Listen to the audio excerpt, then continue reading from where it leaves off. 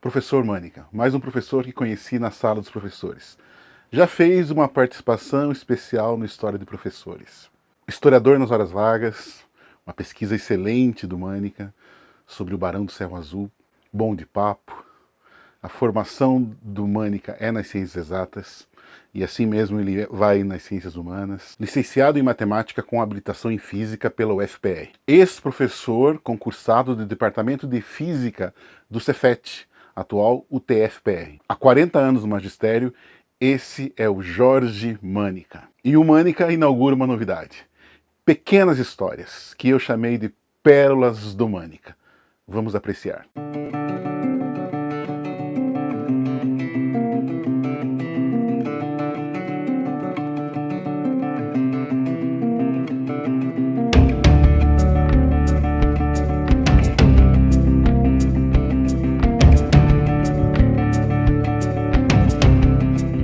Todo professor tem histórias para contar, né? Muitas delas curiosas, outras talvez trágicas. Quando nós entramos numa sala de aula, nós nunca sabemos exatamente o que vai ocorrer nos próximos 50 minutos. Pode ser que um aluno tenha um ataque epilético, pode ser que desabe o teto da sala de aula, pode ser que aconteça algo muito engraçado. Comigo já aconteceu, ou já aconteceram, vários casos. Há uns 4 ou 5 anos atrás, no curso em que eu estou dando aula atualmente, um aluno veio me procurar e veio me dizer que eu era responsável por ele existir. Eu não entendi bem a história, mas ele me contou. Certa vez, cerca de uns 20 anos atrás, eu havia tirado um aluno da última fila, porque estava fazendo bagunça, estava importunando a aula, e pedido para que esse aluno mudasse de lugar e sentasse na primeira fila. Pois este aluno conheceu a colega do lado, que ele até então não conhecia. E ficaram amigos, depois namoraram, e depois casaram, e depois esse rapaz que veio conversar comigo, veio me contar a história quase 20 anos depois. Hoje, curiosamente, eu conheço o rapaz, a mãe do rapaz, o pai do rapaz, foram meus alunos mesmo, é um fato verídico, né? Tá? E o aluno vai me agradecer por ele existir. Ele disse que eu fui o cupido da vida dos pais dele, sem eu, evidentemente, ter a menor intenção de assim proceder. Mas há situações em que, contando hoje, talvez pareçam engraçadas, mas que na hora não foram, né? Eu dava aula num curso noturno e havia um casal que assistia a aula, casal, marido e mulher, casados, né? Que assistia aula na primeira fila. E eram muito simpáticos e sempre conversavam muito comigo, e por ser alunos da primeira fila, eu tinha um contato ali muito rápido, muito fácil com eles eram muito simpáticos. Certa vez eu entrei na sala, a moça estava na primeira fila e o rapaz estava na última fila. E eu resolvi perguntar para a moça, cadê teu marido aí? Está lá na última fila? Ele te abandonou? Falei brincando, né, sem imaginar alguma coisa. Pois ela levanta e começa a xingar o marido com palavras que eu não vou usar agora. O rapaz lá de trás também levanta, retribui os palavrões e ainda vem correndo no meio da sala para agredir a moça. Tá? E eu tive que descer do tablado e apartar a briga. Uma coisa também ridícula, né? No meio de uma aula, o professor apartando uma briga de marido e mulher. Acabei entrando de ingênuo nessa, né? Trágico, porém, hoje, tantos anos depois, parece até bastante engraçado. Numa sala com um grande número de alunos, numa aula de estreia, que são sempre as mais perigosas, eu fiz um movimento brusco no tablado, né, um movimento largo, e acabei rasgando a minha calça, né? Os fundilhos ficaram à mostra.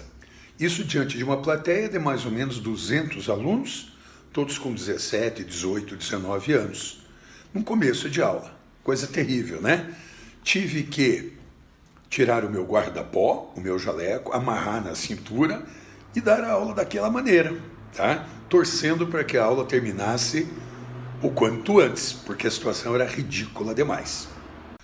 Certa vez um aluno meio maluquinho, que assistia a aula com 2 canetas Bic nas orelhas, porque não gostava da minha voz, achava que eu era muito estridente, no meio da aula pediu licença para mim. Eu achei que ele iria no banheiro e eu dei licença. Ele levantou-se, sentava na primeira fila, levantou-se, foi até a lateral da sala, onde havia uma janela. A sala ficava no segundo andar de um prédio que dava para uma praça. A janela estava aberta, era um dia quente. Ele foi na janela e deu uma escarrada para fora, sabendo que lá fora, na calçada, tinha pessoas passando e etc, né? Bom, aí ele voltou para o local. Ficamos todos assistindo, eu e os demais alunos vendo a cena. Quando ele voltou para o local, eu tive que chamar a atenção dele, né? E chamei a atenção, oh, você não podia ter feito isso. Ele disse para mim assim, professor, eu pedi licença, o senhor deu licença, agora o problema é seu.